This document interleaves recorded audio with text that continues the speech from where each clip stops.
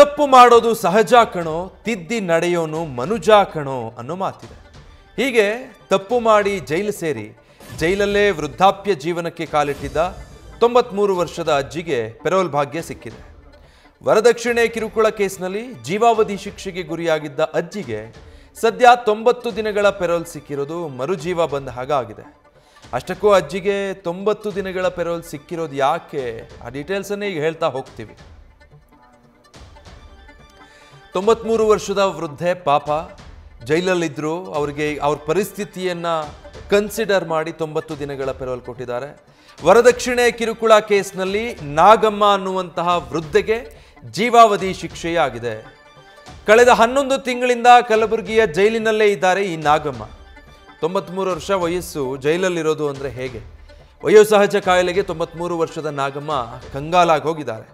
ಮನೆಯವರೊಟ್ಟಿಗಿದ್ರೇ ಕಷ್ಟ ಇಂಥ ಟೈಮಲ್ಲಿ, ಬಟ್ ಜೈಲಲ್ಲಿರೋದು ಅಂದರೆ ಸಾಧ್ಯನೇ ಇಲ್ಲ ಅಂತ ಹೇಳ್ಬೋದು. ಹಾಸಿಗೆ ಬಿಟ್ಟು ಮೇಲೆ ಏಳೋದಕ್ಕಾಗದೇ ಇರುವಂಥ ಪರಿಸ್ಥಿತಿಯನ್ನು ವೃದ್ಧೆ ನಾಗಮ್ಮ ತಲುಪಿಬಿಟ್ಟಿದ್ರು ಜೈಲಿನಲ್ಲಿ. ಕಲಬುರಗಿ ಜೈಲಿನ ಮಹಿಳಾ ಸಿಬ್ಬಂದಿಯಿಂದ ನಾಗಮ್ಮ ಅವರಿಗೆ ಆರೈಕೆ ಮಾಡಲಾಗ್ತಾ ಇತ್ತು. ಮಲಮೂತ್ರಕ್ಕೂ ಕೂಡ ಎದ್ದು ಹೋಗೋದಕ್ಕಾಗದೇ ಇದ್ದಂಥ ಪರಿಸ್ಥಿತಿಯಲ್ಲಿ ನಾಗಮ್ಮ ಇದ್ರು. ಹೀಗಾಗಿ ಇವರನ್ನು ಖೈದಿಯ ರೀತಿ ನೋಡದೆ ತಾಯಿಯಂತೆಯೇ ಸಿಬ್ಬಂದಿ ಆರೈಕೆ ಮಾಡ್ತಾಯಿದ್ರು.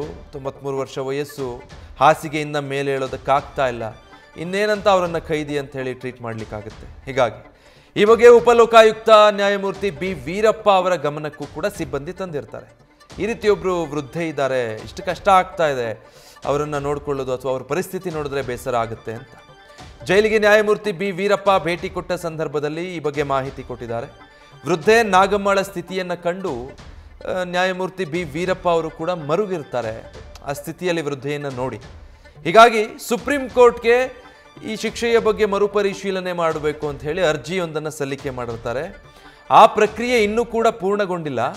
ಅದಾಗಲೇ ವೃದ್ಧೆಗೆ ಪೆರೋಲ್ ಮೇಲೆಗೆ ಬಿಡುಗಡೆ ಮಾಡಿದ್ದಾರೆ. 90 ದಿನಗಳ ಕಾಲ ಪೆರೋಲ್ ಮೇಲೆ ಹೊರಗೋಗಬಹುದು ಅಂತ ಜೈಲಾಧಿಕಾರಿಗಳು ಈ ರೀತಿ 90 ದಿನಗಳ ಪೆರೋಲ್ ಮೇಲೆ ವೃದ್ಧೆ ನಾಗಮ್ಮನನ್ನು ಜೈಲಿಂದ ಬಿಡುಗಡೆ ಮಾಡಿದ್ದಾರೆ.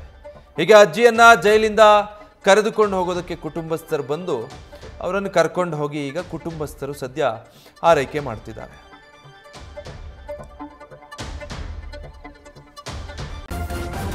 ನ್ಯೂಸ್ ಫಸ್ಟ್, ನಿರ್ಭೀತಿಯಿಂದ ನಿಮ್ಮ ಪರವಾಗಿ.